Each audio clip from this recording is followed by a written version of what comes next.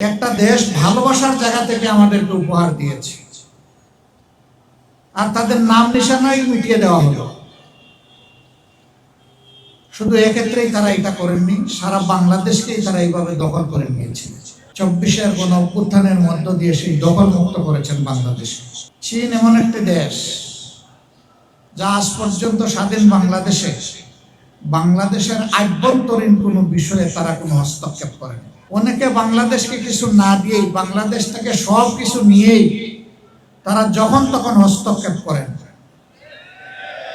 কিন্তু চীন তা করে না। চীন অবিরত বন্ধুর পরিচয় দিয়েই চলেছে। আমরা আশা করব অতীতের চাইতেও আগামী দিনগুলোতে আমাদের প্রিয় বন্ধু রাষ্ট্র চীন আরো বেশি উদ্যোগী হয়ে বাংলাদেশের মানুষের কল্যাণে তারা কাজ করবে। তিস্তা প্রকল্পের কথা মান্যবর রাষ্ট্রদূত এখানে উল্লেখ করেছেন। এটি বাংলাদেশের কান্না, উত্তরাঞ্চলের কান্না। আমরা এই কান্নার অবসান চাই, কিন্তু অতীতে এটা কেন বাস্তবায়ন হয় নাই এটা সবাই বুঝে, শিশুও বুঝে। আমরা ওই লিগেসি আর বহন করতে চাই না। আমরা এই অপসংস্কৃতি থেকে বের হয়ে আমরা জানিয়ে দিতে চাই আমরাও স্বাধীন দেশের নাগরিক, আমাদের নিজস্ব পররাষ্ট্র নীতি আছে।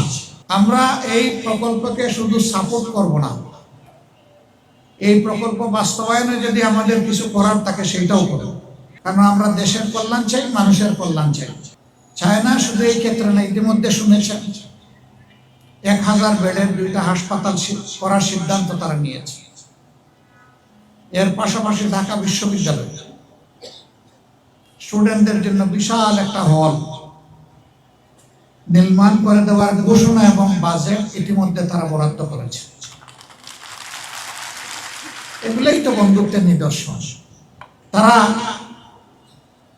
কথায় চিড়া ভিজাতে চান না, তারা দুধ দিয়ে চিড়া ভিজিয়ে দেখিয়েছেন চিড়া এইভাবে ভিজাতে হয়। আমরা আশা করব আমাদের অন্যান্য বন্ধু রাষ্ট্র এইভাবে এগিয়ে আসবে এবং যার যার কর্মকাণ্ডই প্রমাণ করবে কে আমাদের সত্যিকারের বন্ধু। আমরা সারা দুনিয়ার সভ্য সমস্ত দেশের সাথে বন্ধুত্বপূর্ণ সম্পর্ক আমরা রক্ষা করতে চাই, কিন্তু একটা কথা খুবই পরিষ্কার, আমাদের ঘাড়ের উপর আমরা কারো আধিপত্য মেনে নেব না। অত্যাচার নেওয়া হয়েছে, এই বোঝা আমরা ফেলে দিয়েছি, এই বোঝা জাতি আর নিজের ঘাড়ে উঠাবে না। আমাদের যুব সমাজ একদম এটা সহ্য করবে না।